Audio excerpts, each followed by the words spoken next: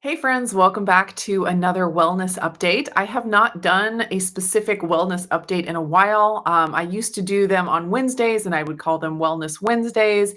And then I started doing them random days of the week and called them weekly wellness updates. But I feel like I can't call this a weekly wellness update because it's been so long since I've been on. I haven't been consistent doing these every week. I'm not sure if I'm gonna get back into the weekly thing. We'll see. I kind of just will share as I have something to share. I don't want to just make a video to make a video for the week if I don't really have anything of value to share. But I did have some stuff I wanted to talk about today. So here we are for a wellness update. So a little bit of context before we start talking about exact insulin test numbers, because context is very, very important. I can tell you what my insulin number was, but if you don't know what my diet is like, what my history is like, different things that I'm dealing with, it really doesn't give you that much information. So I will just go over kind of where I've been over the last few years. I will also give you some test results that I got a couple of years ago, and that will give you a little bit more context about where I was then, where I am now. And then after that, I will talk about what this means for me and what it doesn't mean for me. So we will get to that soon. So first off, I had been on a ketovore diet for probably about 5 years, up until about a year ago. And what I mean by a ketovore diet is that I was very meat-based. I did not eat a lot of vegetables. I would have some here and there. I definitely had seasonings. I didn't eat any nuts. I did eat dairy. I was not strict carnivore because I did have those few veggies and things here and there.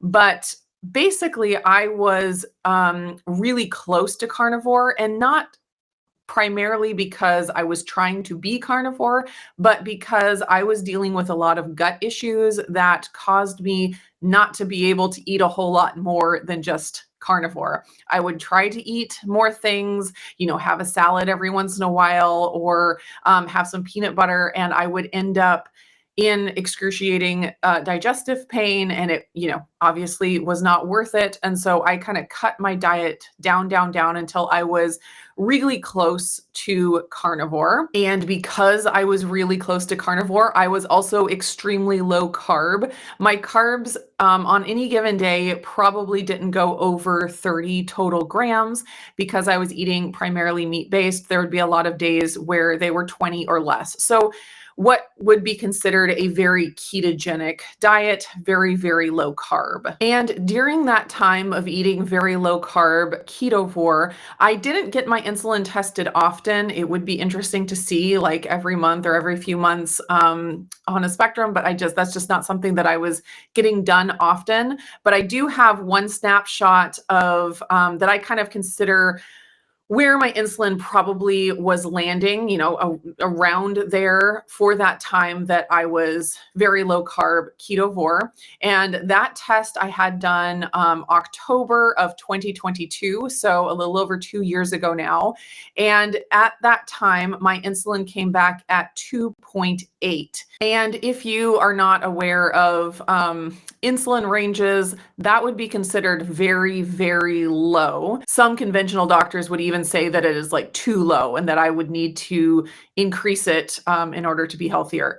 In the low carb keto world, it would not be considered too low, but it would be considered very good because of how low it was. And in the low carb world, keeping insulin very low is a high priority. So even though I don't know what my insulin did through that whole 5-year span that I was low carb ketovore, I'm pretty confident that it was somewhere in that low range. And I am going to take a quick break here to say thank you to our sponsor for the video today, and that is Element. And since we are talking about insulin and blood sugar today, I'll just give my N=1 experience with Element.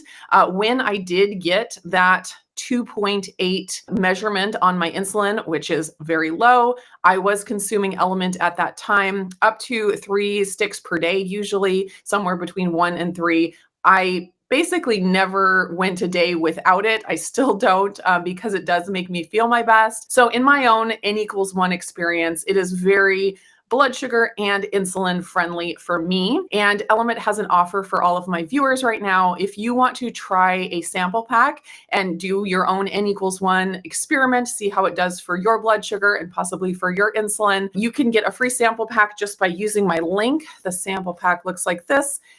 It's kind of fuzzy. It contains 8 of their regular flavors, 1 stick of each flavor, so you can try out the different ones, see which ones you like the best. You can get this just by using my link, drinkelement.com/indigo, drinklmnt.com/indigo. Click that link, place an order for anything on the website, either the flavored drink mixes or the sparkling element, and you will get this sample pack added to your order at no charge. So while I was low carb ketovore, I am pretty confident that my insulin was in that very low range, what a lot of low carb doctors would consider to be a very, very healthy range.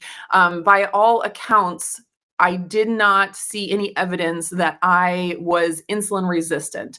They talk about hip to waist ratio, insulin numbers, different metrics.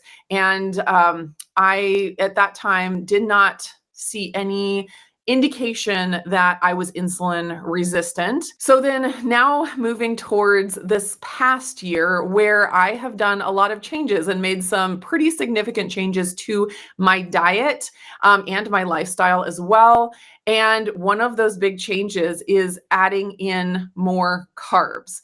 So you might think, why, if your insulin was so low, why would you mess it up by adding more carbs? And I'll talk a little bit more about this at the end, like the implications of all these different numbers and things.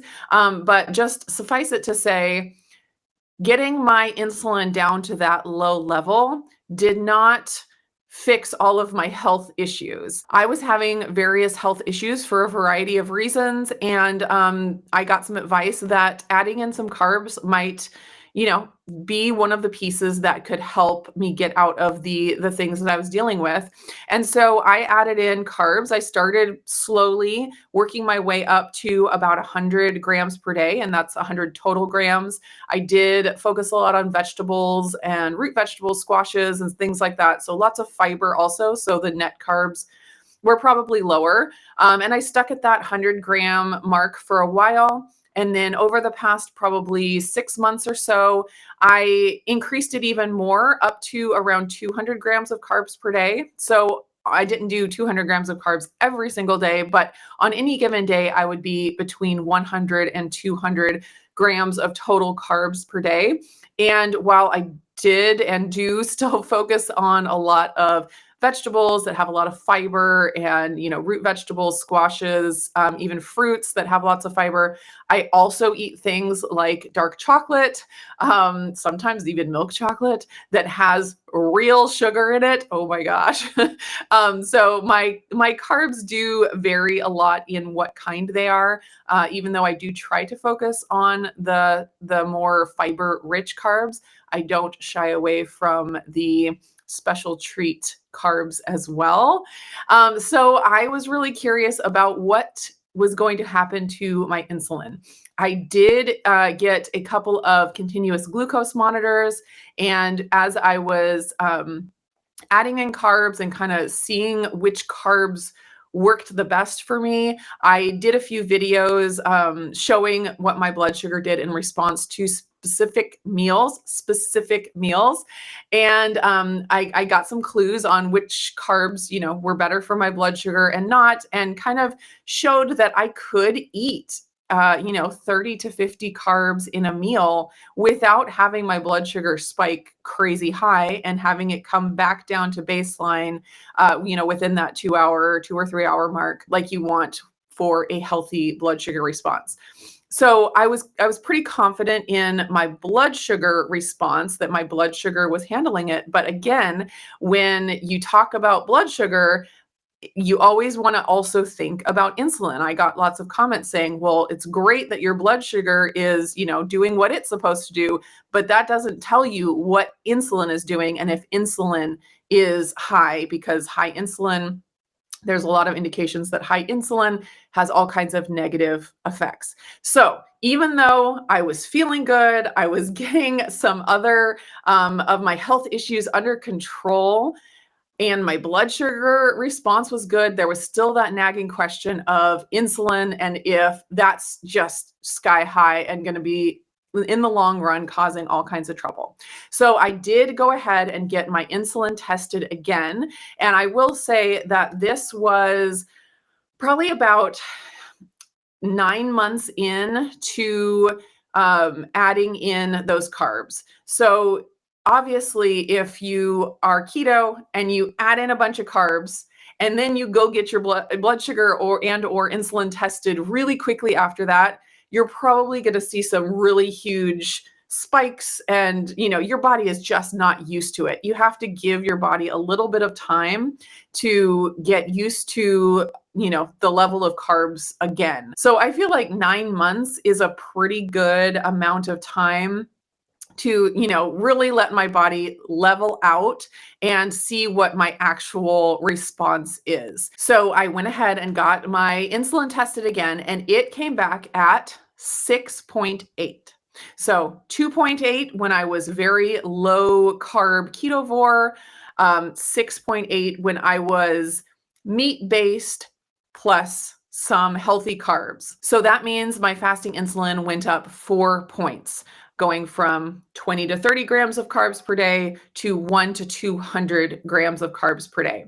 Now, depending on who you talk to, 6.8 is kind of in the mid-range or still in the low range. So on, my Quest reference range, anything below 18, I think 18.4 is considered healthy and good. And so 6.8 is well within the healthy range on, the lab range. We all know, of course, that that doesn't always correlate to what is optimal.